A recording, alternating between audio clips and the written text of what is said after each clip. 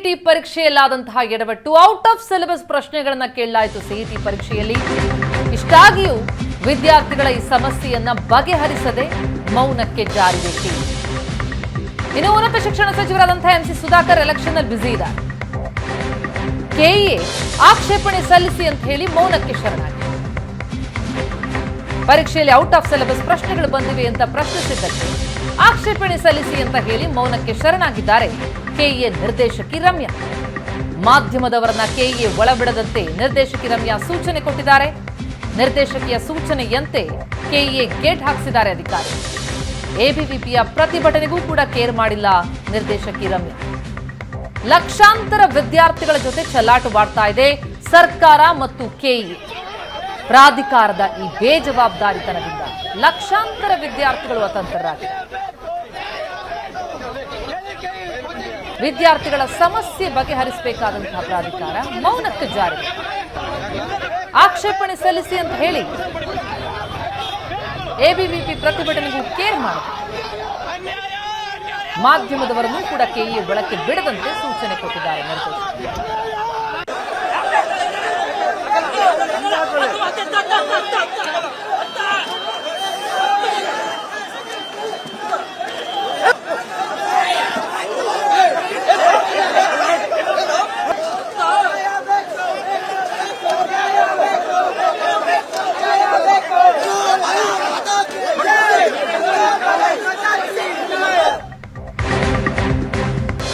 ಈ ರೀತಿ ಸಿಇಟಿ ಪರೀಕ್ಷೆಯಲ್ಲಿ ಔಟ್ ಆಫ್ ಸಿಲೆಬಸ್ ಪ್ರಶ್ನೆಗಳನ್ನು ಕೇಳಿದ್ದಕ್ಕೆ ಸಿಇಟಿ ಪ್ರಾಧಿಕಾರದ ವಿರುದ್ಧ ಎಬಿವಿಪಿ ಪ್ರತಿಭಟಿಸಿತು. ಕೆಇಎ ಕಚೇರಿಗೆ ಎಬಿವಿಪಿ ಕಾರ್ಯಕರ್ತರು ಮುತ್ತಿಗೆ ಹಾಕೋದಕ್ಕೆ ಯತ್ನಿಸಿದ್ರು.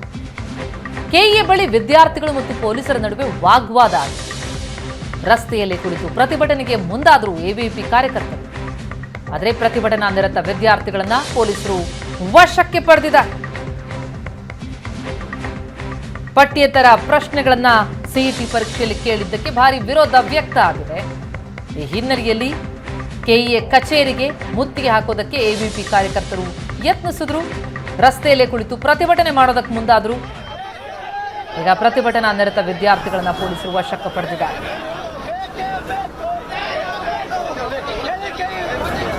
ಈ ಬಗ್ಗೆ ಆಕ್ಷನ್ ತೆಗೆದುಕೊಳ್ಬೇಕಾದಂತಹ ಪ್ರಾಧಿಕಾರ ಆಕ್ಷೇಪಣೆ ಸಲ್ಲಿಸಿ ಅಂತ ಹೇಳಿ ಮೌನಕ್ಕೆ ಜಾರಿಬಿಟ್ಟಿದೆ. ಉನ್ನತ ಶಿಕ್ಷಣ ಸಚಿವರು ಎಲೆಕ್ಷನ್ ಅಲ್ಲಿ ಬ್ಯುಸಿ ಇದ್ದಾರೆ. ವಿದ್ಯಾರ್ಥಿಗಳ ಪರದಾಟ.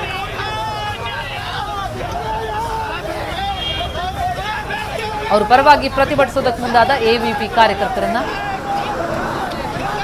ಪೊಲೀಸರು ವಶಕ್ಕೆ ಪಡೆದಿದ್ದಾರೆ. 50ಕ್ಕೂ ಹೆಚ್ಚು ಔಟ್ ಆಫ್ ಸಿಲೆಬಸ್ ಪ್ರಶ್ನೆಗಳನ್ನ ಸಿಇಟಿ ಪರೀಕ್ಷೆಯಲ್ಲಿ ಕೇಳಲಾಗಿತ್ತು ಅನ್ನುವಂಥದ್ದು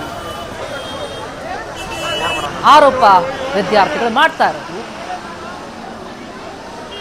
ಇದನ್ನ ಪ್ರಶ್ನಿಸಿದ್ರೆ ಆಕ್ಷೇಪಣೆ ಸಲ್ಲಿಸಿ ಅಂತಷ್ಟೇ ಹೇಳಿ ಮೌನಕ್ಕೆ ಜಾರಿದೆ ಪ್ರಾಧಿಕಾರ.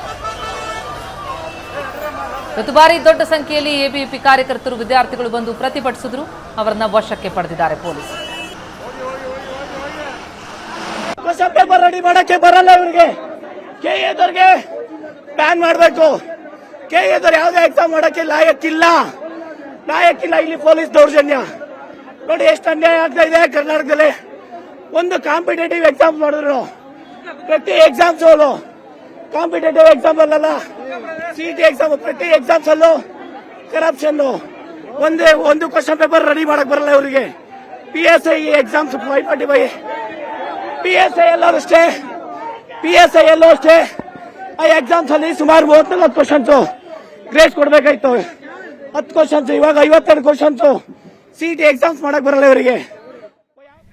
ಈ ಬಗ್ಗೆ ಡೀಟೇಲ್ಸ್ ಕೊಡ್ತಾರೆ ನಮ್ಮ ಪ್ರತಿನಿಧಿ ನಂದೀಶ್ ಈಗ ಸಂಪರ್ಕದಲ್ಲಿದ್ದಾರೆ. ನಂದೀಶ್, ಒಂದೆರಡಲ್ಲ 50ಕ್ಕೂ ಹೆಚ್ಚು ಔಟ್ ಆಫ್ ಸಿಲೆಬಸ್ ಪ್ರಶ್ನೆಗಳನ್ನ ಕೇಳಿದ್ರು ಅಂತ ಕಾರಣಕ್ಕಾಗಿ ಭಾರಿ ಆಕ್ರೋಶ ಈಗ ಸಿಇಟಿ ವಿದ್ಯಾರ್ಥಿಗಳಿಂದ ವ್ಯಕ್ತ ಆಗ್ತಾ ಇರುವಂತದ್ದು.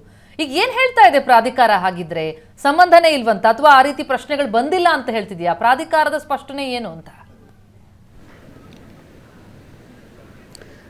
ಪ್ರತಿಮಾ, ಏನಂತಂದರೆ ನಿನ್ನೆವರೆಗೂ ಕೂಡ 50ಕ್ಕೂ ಔಟ್ ಆಫ್ ಸಿಲೆಬಸ್ ಪ್ರಶ್ನೆಗಳನ್ನು ಕೇಳಲಾಗಿತ್ತು ಅನ್ನುವಂಥ ಒಂದು ಮಾಹಿತಿಯನ್ನು ಸಿಗ್ತಾ ಇತ್ತು ಅಧಿಕೃತವಾಗಿ. ಇದೀಗ ಸುಮಾರು 58ಕ್ಕೂ ಹೆಚ್ಚು ಪ್ರಶ್ನೆಗಳು ಔಟ್ ಆಫ್ ಸಿಲೆಬಸ್ನಿಂದ ಬಂದಿದೆ ಅನ್ನುವಂಥ ಒಂದು ಮಾಹಿತಿ ಸಿಗ್ತಾ ಇರುವಂಥದ್ದು. ಈಗಾಗಲೇ ಸರ್ಕಾರಿ ಕಾಲೇಜಿನ ಉಪನ್ಯಾಸಕರೊಬ್ಬರು ಈ ಮಾಹಿತಿಯನ್ನು ಕೊಟ್ಟಿರುವಂಥದ್ದು. ಹೀಗಾಗಿ ಔಟ್ ಆಫ್ ಸಿಲೆಬಸ್ನಿಂದ ಈ ಬಾರಿ 58ಕ್ಕೂ ಹೆಚ್ಚು ಪ್ರಶ್ನೆಗಳನ್ನು ಕೇಳಲಾಗಿದೆ ಅನ್ನುವಂಥದ್ದು. ಆದರೆ ಕಳೆದ ಒಂದು 3-4 ದಿನಗಳಿಂದಲೂ ಕೂಡ ಏನು ಆಕ್ಷೇಪಣೆಯನ್ನು ಸಲ್ಲಿಸೋದಕ್ಕೆ ಕರ್ನಾಟಕ ಪರೀಕ್ಷಾ ಪ್ರಾಧಿಕಾರ ಪರೀಕ್ಷೆ ಮುಗಿದ ನಂತರನೇ ವಿದ್ಯಾರ್ಥಿಗಳಿಗೆ ಅವಕಾಶ ಮಾಡಿಕೊಟ್ಟ ನಂತರ ಮಾಧ್ಯಮಗಳಿಗಾಗಲಿ ಮತ್ತು ವಿದ್ಯಾರ್ಥಿಗಳಿಗಾಗಲಿ ಪೋಷಕರುಗಳಿಗಾಗಲಿ ಯಾವುದೇ ತರಹ ಒಂದು ಸ್ಪಷ್ಟನೆಯನ್ನು ಕರ್ನಾಟಕ ಪರೀಕ್ಷಾ ಪ್ರಾಧಿಕಾರದ ನಿರ್ದೇಶಕರಾಗಿರ್ತಕ್ಕಂಥ ರಮ್ಯ ಅವರು ಕೊಡ್ತಾ ಇಲ್ಲ. ಯಾಕೆಂತಂದರೆ ದೊಡ್ಡ ಹೆಡವಟ್ಟನ್ನು ಈಗ ಕರ್ನಾಟಕ ಪರೀಕ್ಷಾ ಪ್ರಾಧಿಕಾರ ಮಾಡ್ಕೊಂಡಿರುವಂಥದ್ದು.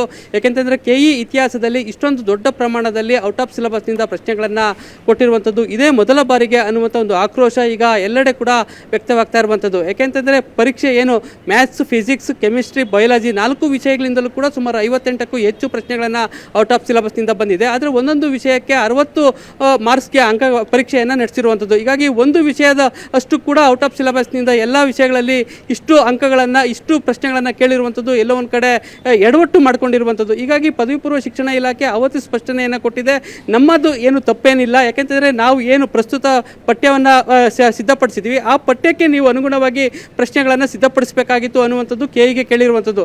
KE ಕೂಡ ಸಮಿತಿಯನ್ನು ಈಗ ಇಷ್ಟೊತ್ತಾಗಲೇ ಸಮಿತಿಯವರು ಕೂಡ ರಚಿಸಿದಂಥ ಪ್ರಶ್ನೆಗಳನ್ನು ನೋಡಬೇಕಾಗಿತ್ತು. ಆದರೆ KE ನಿರ್ದೇಶಕರು ಇದು ಮಾಡಿಲ್ಲ ಅನ್ನುವಂಥ ಒಂದು ಆಕ್ರೋಶವನ್ನು ವ್ಯಕ್ತಪಡಿಸಿ ಇವತ್ತು ಮಲ್ಲೇಶ್ವರಂನ KE ಕಚೇರಿ ಮುಂದೆ ABVP ಕಾರ್ಯಕರ್ತರು ನೂರಾರು ಸಂಖ್ಯೆಯಲ್ಲಿ ಇವತ್ತು ಕಚೇರಿಗೆ ಮುತ್ತಿಗೆ ಹಾಕಿ ಪ್ರತಿಭಟನೆ ನಡೆಸಿದರು. ಈ ಸಂದರ್ಭದಲ್ಲಿ ಅವರ ಒಂದು ಮನವಿಯನ್ನು ಕೂಡ ಸ್ವೀಕಾರ ಮಾಡೋದಕ್ಕೆ ರಮ್ಯ ಅವರು ಬರಬೇಕಾಗಿತ್ತು ನಿರ್ದೇಶಕರು. ಆದರೆ ಅವರು ಕಚೇರಿ ಒಳಗಡೆ ಇದ್ದರೂ ಕೂಡ ಅವರು ಮನವಿಯನ್ನು ಸ್ವೀಕಾರ ಮಾಡ್ಕೊಳ್ಳೋದಕ್ಕೆ ಬರಲಿಲ್ಲ. ಜೊತೆಗೆ ಉನ್ನತ ಶಿಕ್ಷಣ ಸಚಿವ ಸುಧಾಕರ್ ಅವರು ಕೂಡ ಎಲೆಕ್ಷನಲ್ಲಿ ಬ್ಯುಸಿಯಾಗಿರುವಂಥದ್ದು. ಹೀಗಾಗಿ ಲಕ್ಷಾಂತರ ವಿದ್ಯಾರ್ಥಿಗಳಿಗೆ ಏನು ಉತ್ತರ ಕೊಡಬೇಕು, ಸರ್ಕಾರ ಆಗಲಿ KE ನಿರ್ದೇಶಕರಾಗಲಿ ಇದಕ್ಕೆ ಉತ್ತರ ಕೊಡುವಂಥವ್ರು ಯಾರು ಅನ್ನುವಂಥದ್ದು. ಈಗಾಗಲೇ ಮಾಜಿ ಶಿಕ್ಷಣ ಸಚಿವ ಸುರೇಶ್ ಕುಮಾರ್ ಅವರು ಮುಖ್ಯಮಂತ್ರಿಗಳಿಗೆ ಪತ್ರವನ್ನು ಬರೆದಿದ್ದಾರೆ. ಲಕ್ಷಾಂತರ ವಿದ್ಯಾರ್ಥಿಗಳಿಗೆ ಅನ್ಯಾಯವಾಗ್ತಾ ಇದೆ, ಎಲೆಕ್ಷನ್ ಬ್ಯುಸಿಯಲ್ಲಿ ಮುಖ್ಯಮಂತ್ರಿಗಳು ಸಚಿವರು ಬ್ಯುಸಿಯಾಗಿದ್ದೀರಾ, ಅವ್ರಿಗೆ ಏನಾದರೂ ಒಂದು ಸಂದೇಶವನ್ನು ಕೊಡಬೇಕು. ಯಾಕೆಂತಂದರೆ ಕೃಪಾಂಕನ ಕೊಡ್ತಿರೋ ಅಥವಾ ಮರುಪರೀಕ್ಷೆಯನ್ನು ಮಾಡ್ತಿರೋ ಅನ್ನುವಂಥದ್ದು ಯಾವುದಾದ್ರೂ ಒಂದು ಮಾತನ್ನು ಹೇಳಬೇಕು ಅನ್ನುವಂಥದ್ದು. ನೀವು ಕಾಟಾಚಾರಕ್ಕೆ KE ಅವರು ಆಕ್ಷೇಪಣೆ ಸಲ್ಲಿಸಿ ಅನ್ನುವಂಥದ್ದನ್ನು ಹೇಳಿದರೆ ಇದು ಎಷ್ಟು ಮಟ್ಟಿಗೆ ಸರಿ ಅನ್ನುವಂಥ ಒಂದು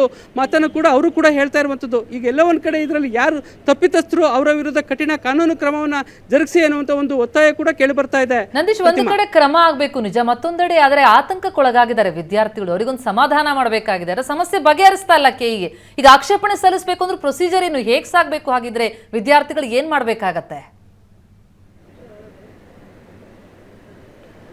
ಪ್ರತಿಮಾ, ಏನಂತಂದರೆ ಈಗಾಗಲೇ ಔಟ್ ಆಫ್ ಸಿಲೆಬಸ್ ಏನು ಪ್ರಶ್ನೆಯನ್ನು ಎತ್ತಿದ್ದಾರೆ ವಿದ್ಯಾರ್ಥಿಗಳು ಮತ್ತು ಪೋಷಕರು ಮತ್ತು ಕೆಲ ಕಾಲೇಜಿನ ಉಪನ್ಯಾಸಕರು ಈ ಒಂದು ಪ್ರಶ್ನೆಯನ್ನು ಎತ್ತಿರುವಂಥದ್ದು. ಆದರೆ ಏನು ಇಲಾಖೆ ಏನು ಪ್ರಸ್ತುತ ಸಿದ್ಧಪಡಿಸಿತೋ ಆ ಪಠ್ಯದ ಹೊರತುಪಡಿಸಿ ಬೇರೆ ಪಠ್ಯದ ಪ್ರಶ್ನೆಗಳು ಬಂದಿದ್ದರೆ ಅದಕ್ಕೆ ಪೂರಕವಾದಂಥ ದಾಖಲೆಗಳನ್ನು KE ಒಂದು ಈಗಾಗಲೇ ಬಿಡುಗಡೆ ಮಾಡಿರುವಂಥ ಇಮೇಲ್ ಮತ್ತು ವೆಬ್ಸೈಟ್ನಲ್ಲಿ ಅವರು ಆ ದಾಖಲೆಗಳನ್ನು ಮೇಲ್ ಮಾಡಬೇಕು. ಆ ಆಕ್ಷೇಪಣೆಗಳನ್ನು ಮೇಲ್ ಬಂದು ಇವರು KE ಅಧಿಕಾರಿಗಳು ಅದನ್ನು ಪರಿಶೀಲಿಸಿ ತದನಂತರ ಮುಂದಿನ ಕ್ರಮವನ್ನು ತೆಗೆದುಕೊಳ್ತೇವೆ ಅನ್ನುವಂಥ ಒಂದು ಮಾತನ್ನು ನಿರ್ದೇಶಕರು ಹೇಳ್ತಾ ಇರುವಂಥದ್ದು. ಆದರೆ ಈಗ ಎಷ್ಟು ಮಟ್ಟಿಗೆ ತೆಗೆದುಕೊಳ್ತಾರೆ, ಒಂದು ರೀತಿ ಯಾವುದಕ್ಕೂ ಕೂಡ ಅವರು ಉತ್ತರವನ್ನು ಮಾಡ್ತಾ ಇಲ್ಲ.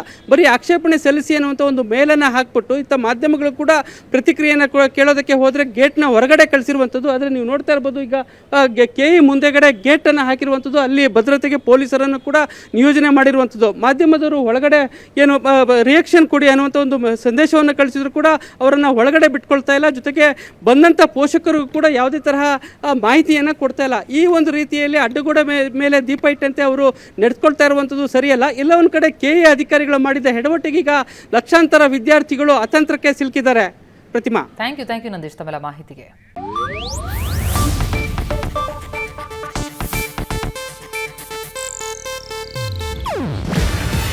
ಇದು ಏಷ್ಯಾನೆಟ್ ನ್ಯೂಸ್ ನೆಟ್ವರ್ಕ್ ಪ್ರಸ್ತುತಿ. ನೀವು ನೋಡ್ತಿದ್ದೀರಾ ಏಷ್ಯಾನೆಟ್ ಸುವರ್ಣ ನ್ಯೂಸ್.